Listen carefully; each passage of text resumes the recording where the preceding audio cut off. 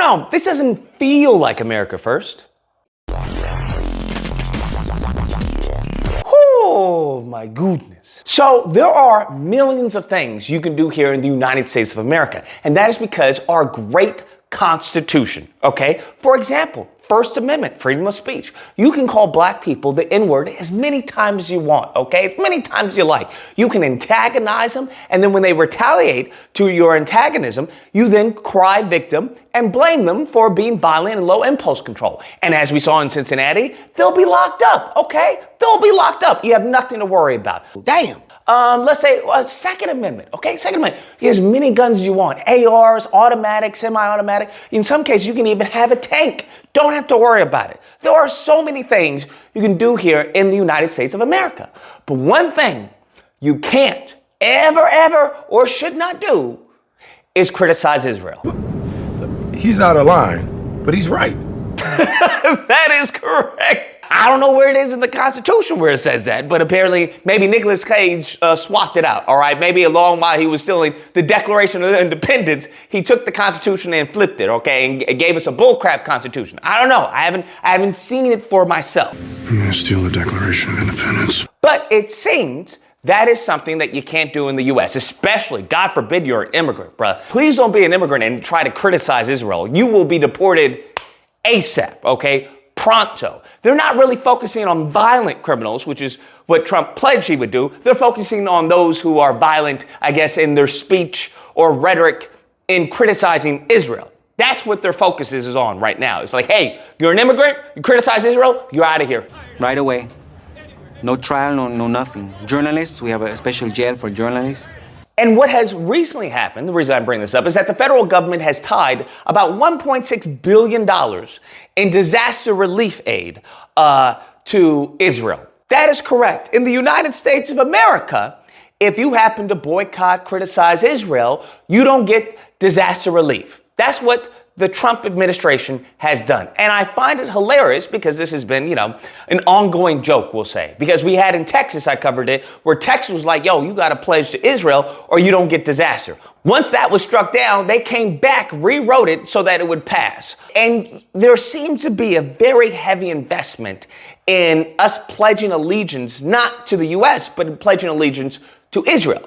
I think that's crazy.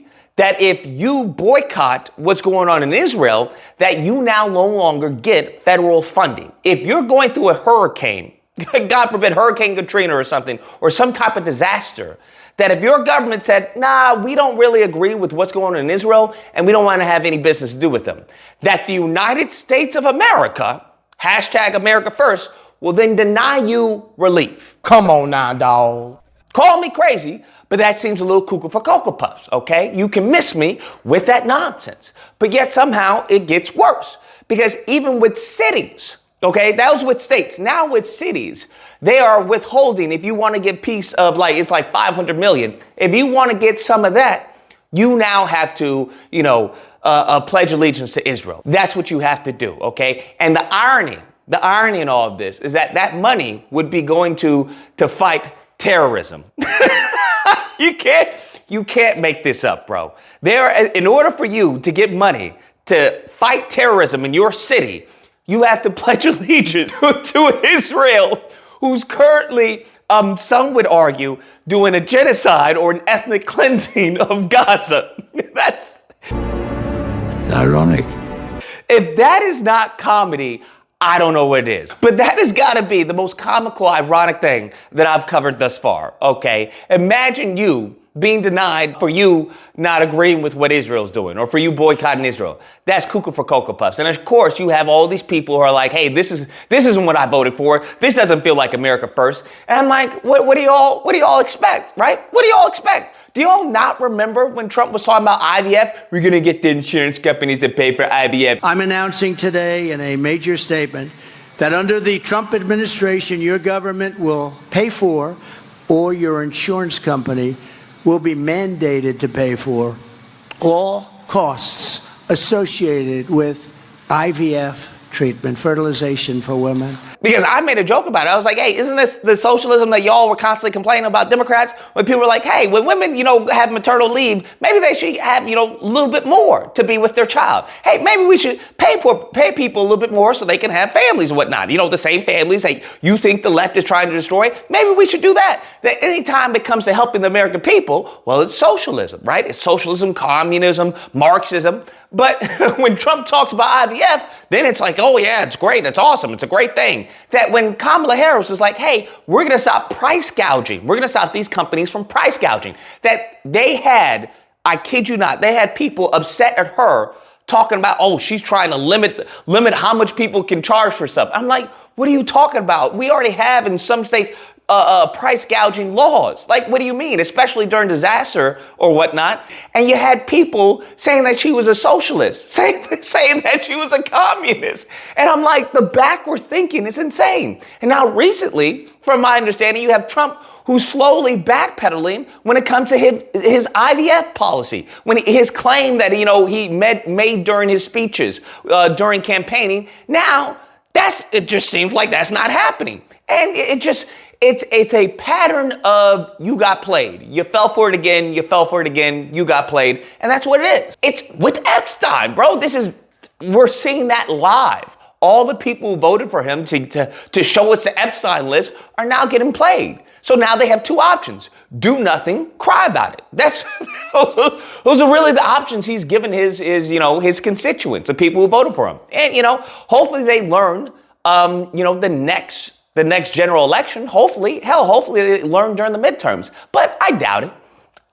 It is what it is. They're terminally dumb, and that's what we get for being here in the country. This is what we get for having idiocracy. So, I just wanted to point this out because I thought that was really interesting how America First can be substituted for Israel, right? I guess those are synonymous. I guess what they're saying is like, hey, well, if you're Israel first, that is by definition America first.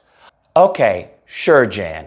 Anyways, guys, that's the video. Let me know what you guys think. Whether or not you believe Lucas is the anti-Semitism. That's what we're talking about. This anti-Semitism that people on the left or some of you independents have, and it's disgusting. And Trump isn't for that.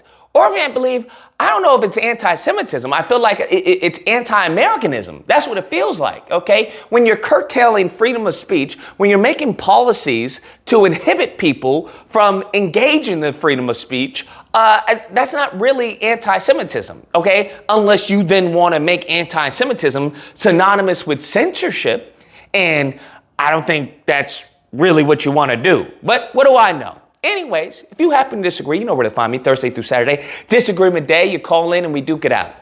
Otherwise, I hope you guys enjoyed the video. If you did, please feel free to like, share, comment. Let me know what you guys think about this and subscribe. And that fun stuff. Till next time, guys, be amazing. Okay, sure, Jan.